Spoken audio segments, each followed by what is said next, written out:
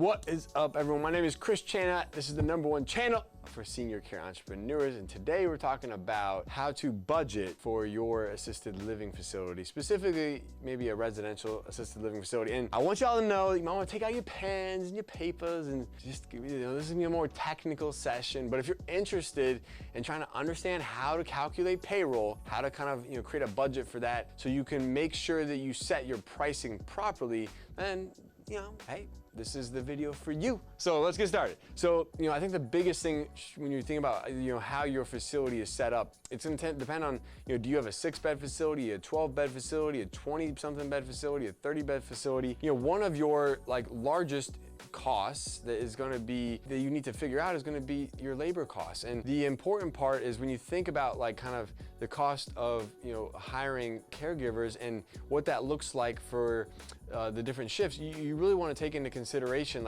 how many shifts are you going to have? Are they going to be 8-hour shifts? Are they going to be 12-hour shifts? How many people are you going to need on each of those shifts? And this is not specifically taking into account any sort of administrative roles or any sort of office or kitchen type roles. This is really specific about the care side of things, making sure that we have enough care, to make sure that everything is staffed properly. So that being said, we're really kind of focusing in on that shift side of things so we can understand then how much additional funds maybe are left over for the office side and the kitchen side and things like that. That being said, let's say you are a facility with 3 shifts. So you have an A shift, a B shift, and a C shift. That A shift, let's say that is your 7 a.m. to 3 p.m. B shift is 3 p.m. to 11 p.m. and then C shift is basically 11 p.m. back then to 7 a.m. So this is your overnight, okay?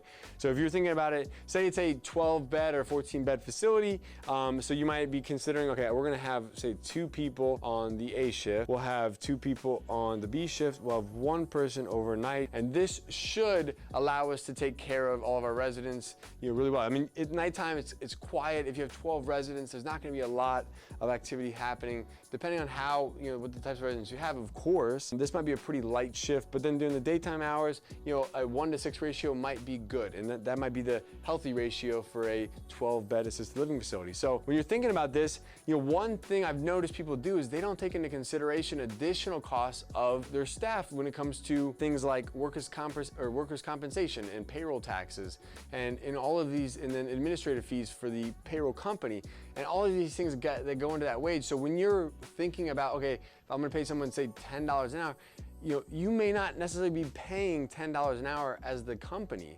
You might actually be paying something closer to $12 an hour because of all those additional taxes and administrative fees and everything on top of that. So when you're budgeting, you can't budget based on how much do you plan to pay someone, because there's those other fees on top. So when you think about that, let's just say for the sake of, I feel like the $10 an hour starting wage was a few years ago. Let's just say maybe nowadays average starting wage for a caregiver is say $12 an hour. If I were to times that by 20%, because 20% should be a good rule of thumb to use when trying to figure out what is my all-in cost for that, on that per hourly basis. That range might be from say 12% or to 20%, somewhere in there. But say let's just do, for simple math purposes, to make sure that we are being more conservative, we take a $12 per hour rate and we times that by 1.2. This is how we get the calculation for the 20%, okay? And that's gonna come out to $14.40. So you might actually be paying $12 per hour. That might be what you advertise and let people know about. But by the time you pay taxes and all those other things, you're gonna be paying say $14.40, okay? So that can be a big difference, especially when you have more staff than this. If you have a bigger facility or have multiple small facilities, a difference of almost $2.40 times thousands of hours of caregiving could be a lot of money. And so it's important that you get these numbers right from the get-go so you can structure your business and your pricing to the consumer properly, so you can afford to pay everyone, and then you can afford to pay for all your overhead expenses such as food and your administrative team and things like that. And there's still, at the end of the day, a little profit so you can continue to grow and expand as a company. Shift A, say I have 2 people on that shift, right? That shift is an 8-hour shift. And then I'm gonna times this by the rate we calculated, which is gonna be $14.40, okay? And this is gonna give me what the cost of that shift is on a daily basis. So this right here for 2 people for 8 hours at this rate is gonna cost $230.40, okay? So we go here, 2 times 8 times 1440, the same thing, because this shift B is set up in the same way. That's gonna be 230.4. All right, and then we got shift C. This is gonna be 1 person times an 8-hour shift times 1440, and that's gonna give me 1520. Okay, so now that, if we were to add this up right here, right, this amount right here, that would be our total cost per day for a 24-hour period for all of our shifts for our care team. 576, so 576 per day, okay? So that is our cost per day to run, you know, a residential assisted living facility where you have on a daily basis, you have 3 different shifts and you have 5 total people. It's $576 per day. That $576 per day, so let's do times 7 days, is gonna be, now your per week cost is $4,032. So $4,032 is what it's gonna cost you per week to, you know, accommodate and to, you know, have a care team of this size. A lot of people calculate this different ways. They might be like, oh, times 4 weeks, times 12 months.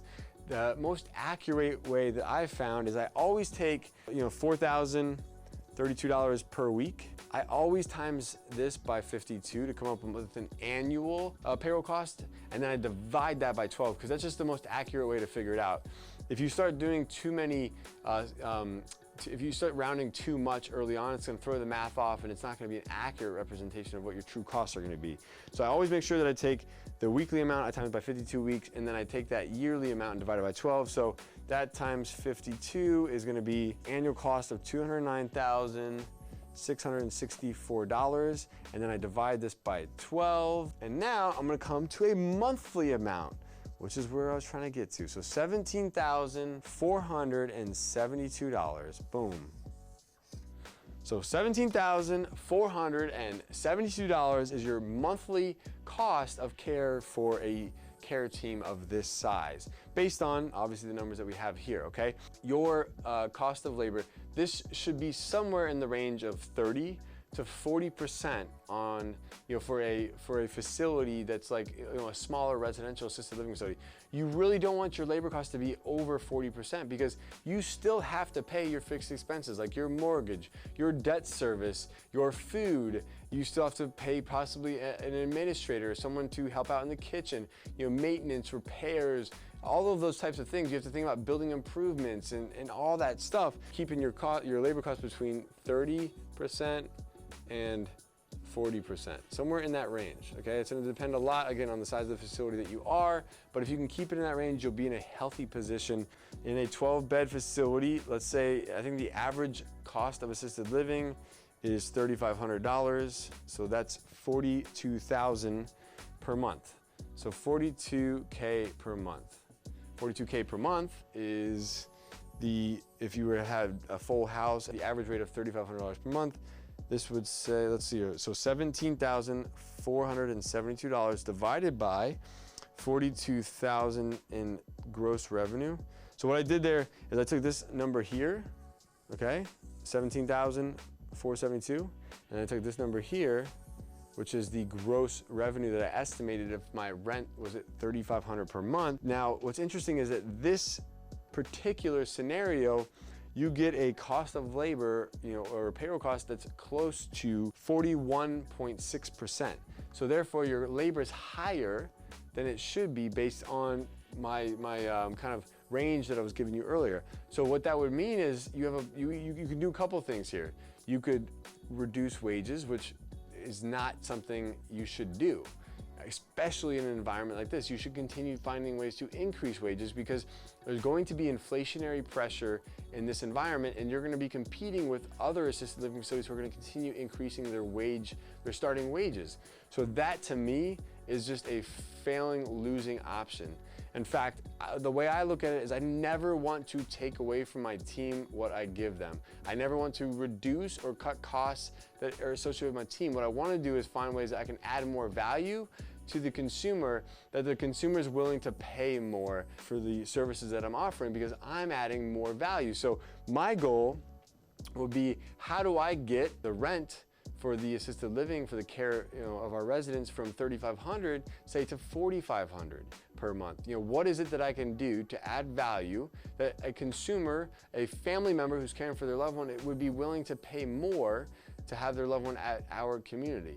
And so that would be the way I would address and try to figure out how I can get back into a healthy range where my labor costs are in that 30 to 40% range. I know it's a technical analysis here. There's a lot of numbers on the screen. It looks like math class or like a finance class. But the reality of it is that I've seen so many people that when they're putting together their numbers, they haven't thought through how to calculate them properly to understand what their budget should be.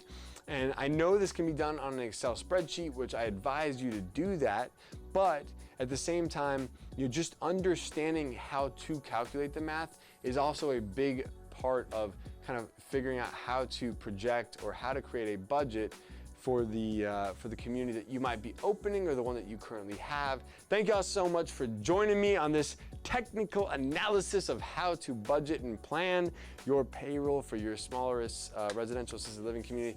Appreciate your support. If you'd like to learn more about adult daycare, home care, assisted living, and all that good stuff, this is the #1 channel for senior care entrepreneurs. So check back in with us. Make sure you go to chrischanna.com. We'll see you next time, guys, and let's get back to work. Hey guys, thank you so much for joining me. If you'd like to learn how to open your own adult daycare center, go to adcpro.com.